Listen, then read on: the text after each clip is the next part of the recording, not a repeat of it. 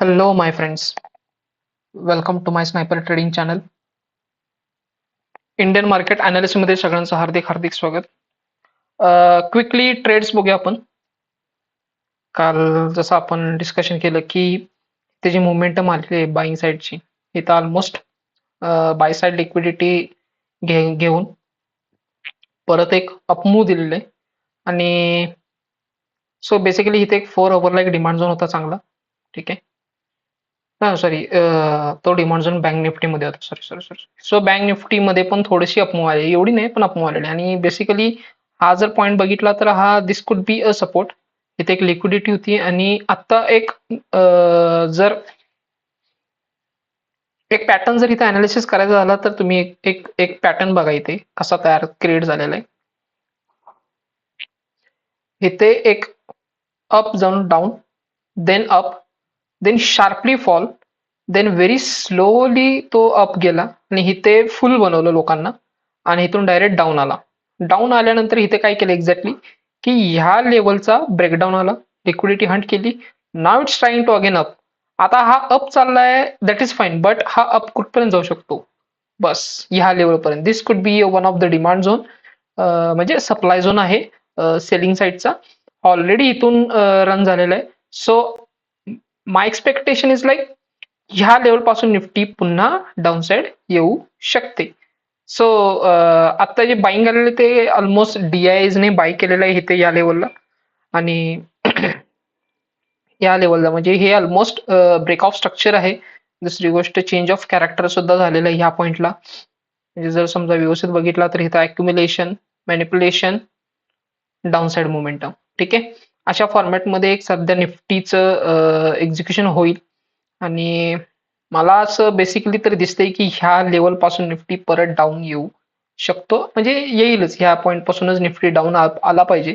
आणि आता जर समजा ह्या पॉईंट पासून जर निफ्टी डाऊन येत असेल ना तर खूप शार्पली आणि खूप व्हेरी म्हणजे खूप फास्टली निफ्टी डाऊन येईल.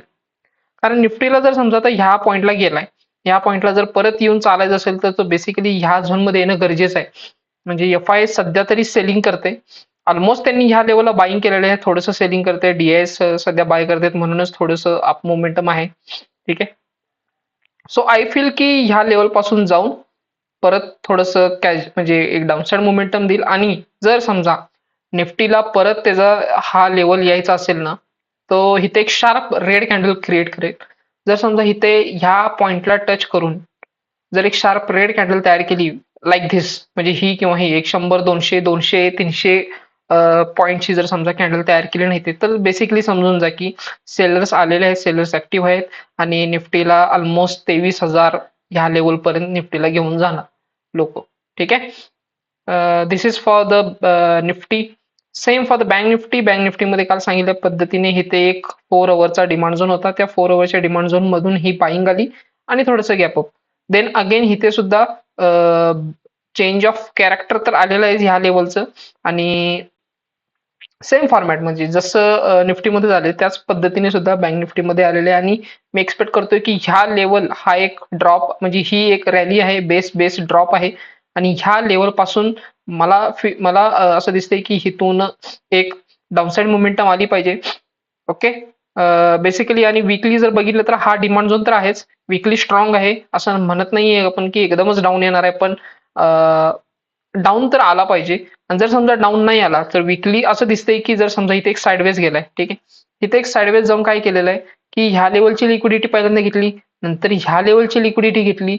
असं दिसतंय की हा डायरेक्ट ह्या लेवल पर्यंत सुद्धा जाऊ शकतो. किती लेवल पर्यंत? 60,000 पर्यंत.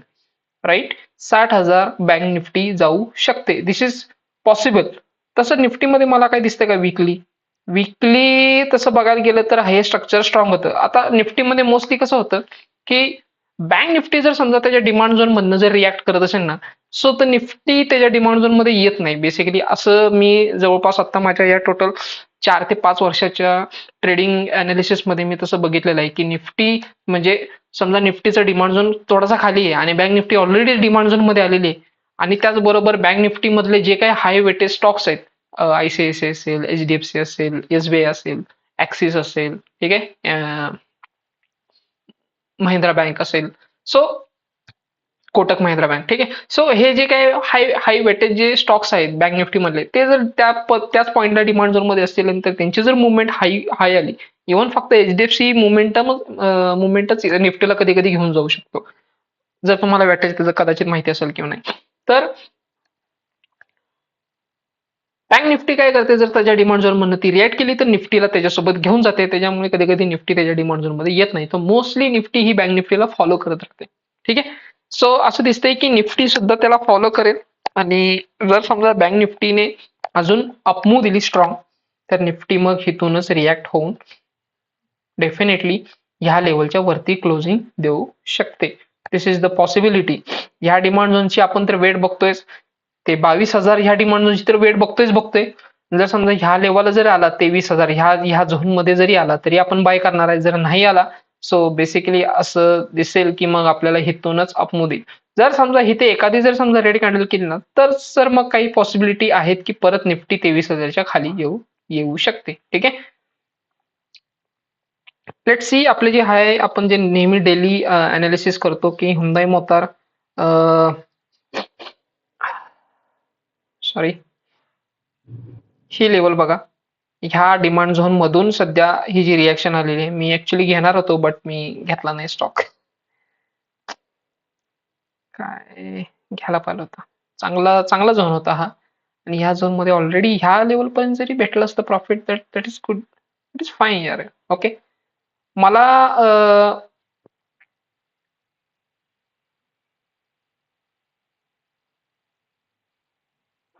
जर टाइम फ्रेम बघितली तर ह्या लेवल पण म्हणजे इथून ना आता डाऊन साइड मोमेंटम आली पाहिजे. आपण RSI बघूया. RSI ने ऑलरेडी डायव्हर्जन्स दिलेला आहे. हा टॉप आहे, हा एक टॉप आहे, हा एक टॉप आहे, आणि हा ऑलरेडी असा टॉप करतोय आणि हा असा टॉप करतोय. म्हणजे कदाचित RSI डायव्हर्जन्स कोणाला माहिती नसेल किंवा असेल माहित नाही. हे बघा, हे दोन मिनी हाय पॉइंट्स मी कनेक्ट केलेत आणि इथले त्याच्या अकॉर्डिंगचे हाय पॉइंट्स मी इथं कनेक्ट केलेत. सो असं दिसतंय की हा हाय जो आहे हा आहे, हा थोडासा असा व्हर्टिकल आहे आणि हा डाऊनवर्ड आहे. ठीक आहे. सो ह्याला म्हणायचं RSI डायव्हर्जन्स. आणि हा हायर टाइम फ्रेमला जेव्हा क्रिएट होतं ना, तेव्हा त्याचे चालण्याचे chances more than 60%, more than 70% तयार होतात. ठीक आहे. आणि मला असं दिसतंय की ह्या लेवल पासून जर असं म्हणजे हुंदाईने जरा डाऊनसाइड मोमेंटम दिली पाहिजे यार. आता भरपूर वेळ झाला तो वरच आहे. ह्या लेवलला, ह्या लेवलचे डिमांड झोन वर्कआउट व्हायचे आहेत किंवा ह्या लेवलचा लिक्विडिटी हंट करून यायचं आहे. कारण इथे नंबर ऑफ पीपल जे छोटे बायर्स आहेत ते इथे ऍड झाले असणार आहेत आणि आपण इथे ह्या पॉईंटला ऍड व्हायचं आहे. सेम जिओ फायनान्स सर्व्हिसेस, मी माझी पोस्ट पण टाकली असेल की ह्या लेवलला ही जी लिक्विडिटी हंट झाली की बाय करायचं आपल्याला. ठीक आहे. देन त्याच्यासोबतच आपला रिलायन्स इंडस्ट्री बाय करू शकतो आपण ह्या पॉइंटला. ऑलरेडी लिक्विडिटी हंट झालेली आहे इथे आणि ही जी कॅन्डल दिसते ती खरंच खूप स्ट्रॉंग आहे. रिलायन्स इथून ते ह्या लेवल पर्यंत तरी बाय करू शकतो. 1314, 1280 ते 1314 हे खरंच खूप चांगला झोन आहे. ह्या लेवल पर्यंत तरी रिलायन्स आपण बाय म्हणजे तिथपर्यंत तरी मोमेंटम घेऊ शकतो. ICICI चांगल्या झोन मधनं रिॲक्ट झालेला आहे. ICICI वीकली जरा बघूया आपण. वीकली एक्झॅक्टली काय सांगतोय. वीकली वीकली असं सांगतोय की त्याने ऍक्च्युली वीकली सप्लाय झोनला टच केलेलं आहे. तुम्ही जर बघितलं व्यवस्थित तर this is the weekly supply zone. आणि त्या वीकली सप्लाय झोनच्या जवळच वीकली डिमांड झोन पण आहे. आता दोन वीकली डिमांड झोन आहेत, एक ह्या लेवलला एक आहे आणि एक ह्या लेवलला एक आहे. सो मंथली एक थोडंसं बघूया. मंथली स्ट्रक्चर खरंच खूप स्ट्रॉंग आहे ICICIचं, खरंच खूप स्ट्रॉंग आहे. वीकली तर एकदम बाप आहे. डेलीला हा झोन आहे, चालेल पण, but let see. Already break of structure तर काही दिसत नाही. सेलिंग तर आले, ब्रेकऑफ स्ट्रक्चर तर काही दिसत नाही. But let C. एवढं पण सप्लाय एवढा स्ट्रॉंग दिसत नाही. त्याचा सप्लाय थोडासा स्ट्रॉंग अजून पाहिलं होता, म्हणजे स्ट्रॉंग आहे नाही असं नाहीये. बट आता ह्या सप्लाय झोनला रिॲक्शन येणार आणि जर समजा इथे ह्या सप्लाय झोन पाशी जर त्यानं टाइम खाल्ला ना, तर मग ऑल टाइम हाय आयसीआयसीआय बँक जाणार, ऑल टाइम हाय जाणार, ऑल टाइम हाय. एचडीएफसी लवकरच या लेवलला बाय करायचंय, या पॉइंटला एचडीएफसी मध्ये लवकरच याची लिक्विडिटी स्वीप होईल असं मला दिसते. लिक्विडिटी स्वीप झाली की बाय करून ठेवा मित्रांनो. Axis bank, yes axis bank पण खूप चांगल्या पॉइंटला आलेला आहे, चांगल्या झोन मध्ये येणार आहे लवकरच. आणि हा झोन खरंच भारी आहे बाईंग साठी. ठीक आहे, 1 अवरचा डिमांड झोन सुद्धा तुम्ही घेऊ शकता, 1 अवरच्या डिमांड झोन मध्ये बाईंग करू शकतो आपण.